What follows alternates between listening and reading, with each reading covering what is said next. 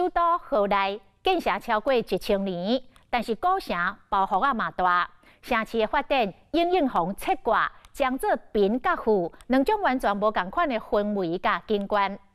咱的记者就到红河的附近，观察伫社会基层伫生活的民众。遐个家仔路甲老仔厝，当然甲观光区袂比例。为一杯咖啡，就当看出着好夜散。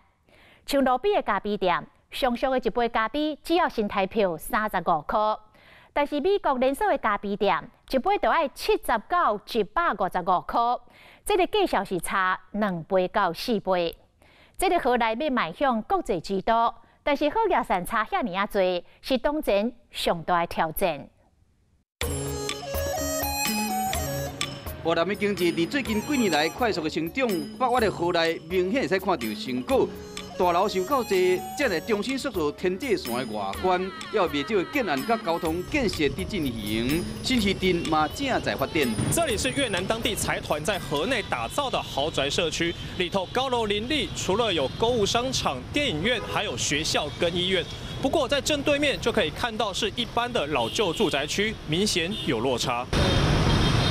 是一个新，就会使看到另外一面的越南大楼附近，就会使看到门无跨外形散谷悬的一般的人家厝。同款是河内好夜散，却是两种无同款的景观。自从越南政府启动革新建设、进行经济改革以后，都是对农村产生真大的吸引力。像越南西北部的少数民族乌苗族少年人出外做事，庄仔头只剩老人加妇女囡仔。囡仔一个看到观光客来，赶紧就行李。妇女跟小孩很多就会到市中心，小孩就会去兜售纪念品，就会找游客兜售纪念品啊。然后妇女可能就会来问说你要不要来他的乡下住一晚。就在越南里面，少数民族跟主要的族群金族，感觉他们的经济状况就有落差了。整块人口拢刷到都市来，经济无好的因，就集合伫红河边啊，住伫遮。时间一个久，变成越南都市的底站。这一天，阮拍算要采访住伫溪边越南民众，为两边车头行落来，镜头意外互人动力不得已，只好转到其他的所在。横跨红河的龙边桥下是河内相对比较底层的区域哦，在这边可以看到环境比较龙蛇杂处，也可以看到当地民众不但有养鸡养狗，也明显可以发现有比较少的外国游客会来到这里。路面无平，边仔环境嘛无像观光区安尼，阁有臭味。巷底有未少积水的所在，影响当地住户的出入。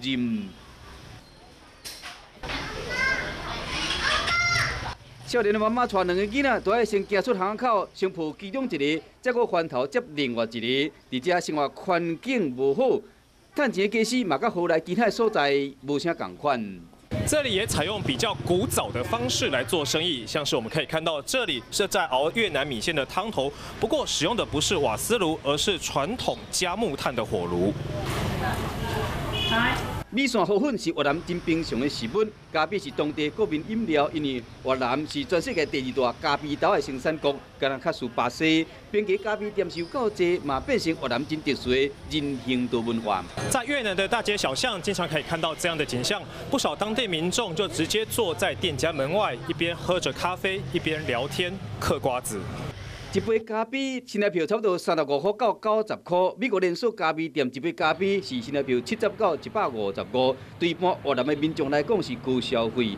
同款人真多，有人好客，有人真善，所变成越南的经济发展的最大难题。贫富差距非常大，对。